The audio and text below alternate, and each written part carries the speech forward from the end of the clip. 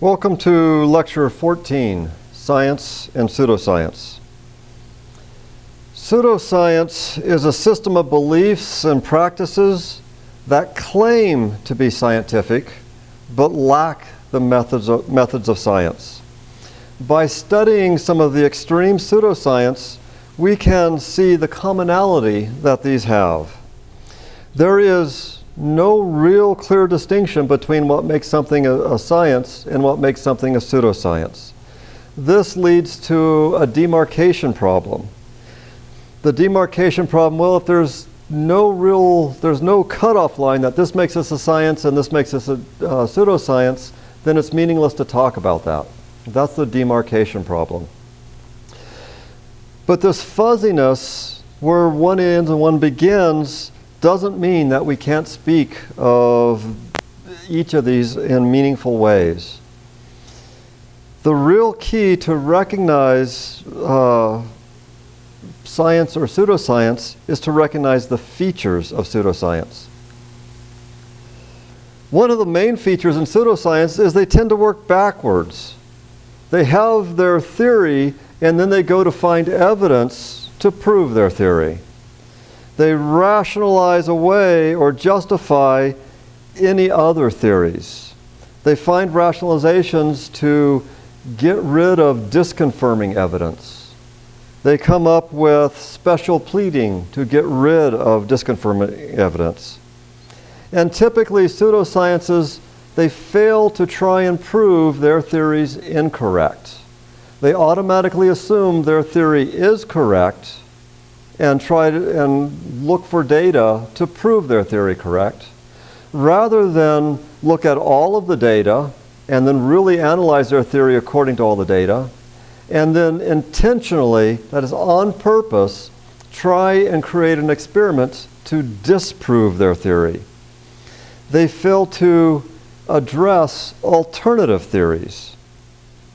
And this brings a strong confirmation bias into pseudoscience, where they look for confirmatory information, but they totally ignore or don't look for disconfirmatory information. Sometimes this includes special pleading.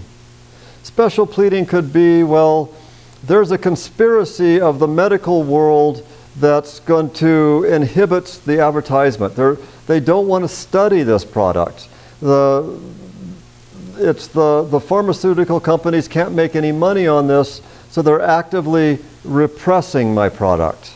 They use these special pleading aspects, and they rationalize away any of this disconfirming information. The pseudosciences have a strong tendency to shift the burden of proof, where if you can't prove me wrong, I must be right. But your theory, it's your burden to prove your theory correct. It's not my theory to prove your theory incorrect. It's your burden to actually try and prove your theory correct and also try and prove your theory incorrect. That's one of the strengths of science, the self-correcting aspect. That in science, all beliefs are provisional. We try and disprove stuff all the time. We try and prove stuff all the time. There's this back and forth to it. Pseudosciences have a strong tendency to rely on anecdotal evidence. That is, these personal testimonies, these personal stories. And these personal stories are so very compelling, but they're still personal stories. They're not controlled for.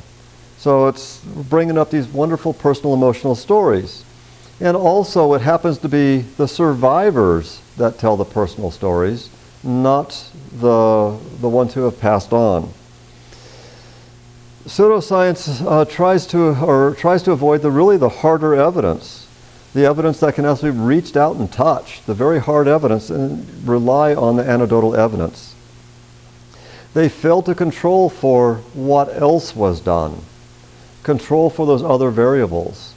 You drink this juice and you become better. But what else was done? Was that person drinking the juice also under standard medical treatment? What else was done? Only those survivors happen to tell their anecdotes. I've heard the phrase many times, what are you going to believe? Numbers on a paper or real people and their stories? What are you going to believe? The true scientific stuff that's been tested, or this individual that got better? Who are you going to believe? They have a strong tendency to use emotional appeals. And in pseudoscience, their core principles are frequently based on a single incident. We have this very hasty generalization. One person drank this juice and they got better, so this juice is good for everybody.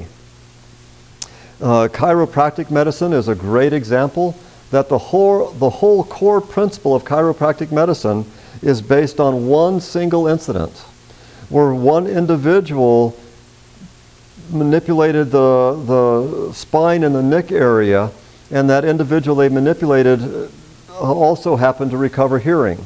And so they said, okay, the life energy that flows to this person right here in the neck energy, in the neck, the life energy that throws to the neck is somehow related to the hearing, so if I manipulate this, wow, healing takes place. This is the whole field of chiropractic medicine is based on one single incident.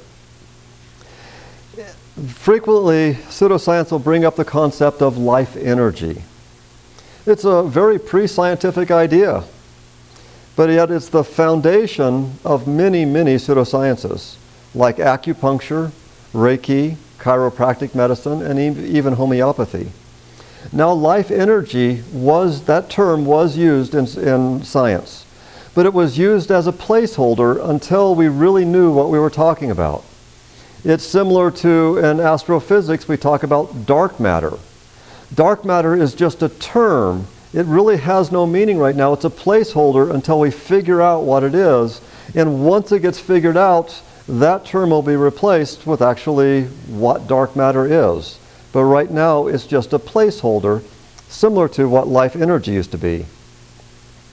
Pseudosciences also have a tendency to make grandiose claims, bold claims without evidence. Use this product for 4 minutes and it's the same as getting an hour's worth of exercise. Drink this juice 3 times a week and you'll be cured of just about everything. Very, very grandiose claims, and they have no evidence. Their claims go way beyond what the evidence actually does justify. Pseudoscience really likes simple answers. We like the simple. We like simple. Complicated is difficult.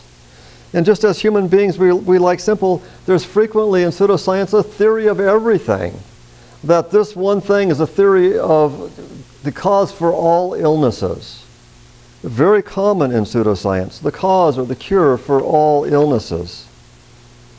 And pseudoscience is hostile toward criticism. In science, criticism is common. Criticism is all over the place.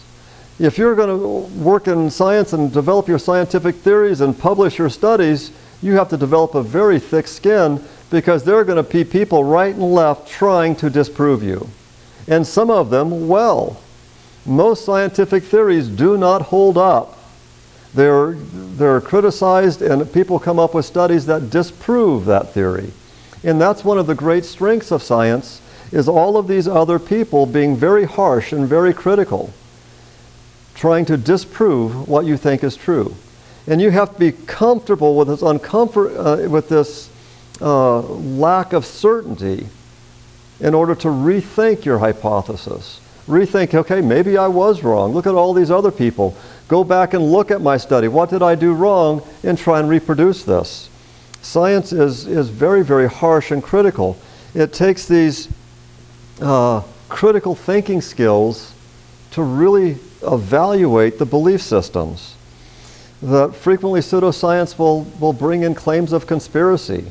The whole medical world is conspiring against whatever it is. The government and the Illuminati are against this whatever it is. It's the oil companies and the auto companies that are keeping free energy and water as fuel suppressed. There's major conspiracies. Pseudoscience will frequently use scientific jargon, but they use it inappropriately. And a great example of this is the term energy. Energy gets used in pseudoscience all the time. Talk about life energy, the energy running through the body, your chi, all sorts of energy flowing through.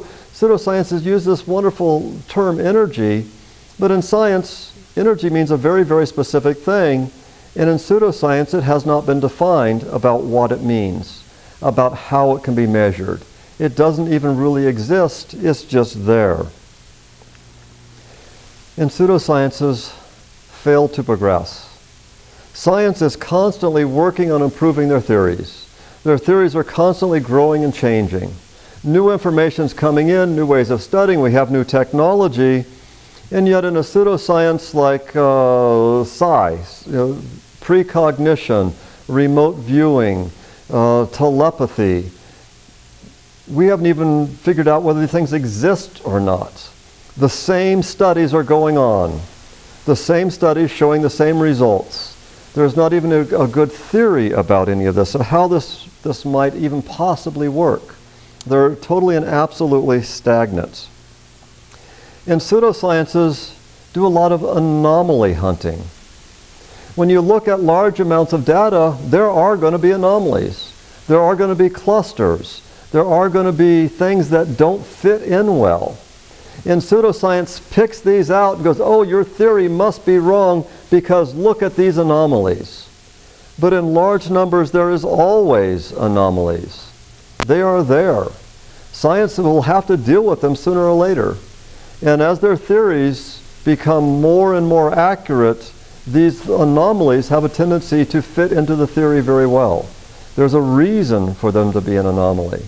And those theories will incorporate them eventually as the science and the theory grows and new data comes about. Big differences between pseudoscience. Science works from the data to the theory. Pseudoscience works from the theory to the data.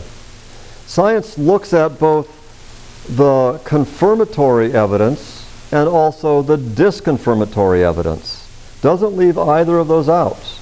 Pseudoscience looks at the confirmatory evidence and ignores the disconfirmatory evidence. Science understands that I need to be criticized, that I could be wrong. Pseudoscience looks at, well, if you think I'm wrong, you're mistaken, you're part of the conspiracy. Major differences here. In our next lecture, we are going to be looking at different kinds of pseudoscience.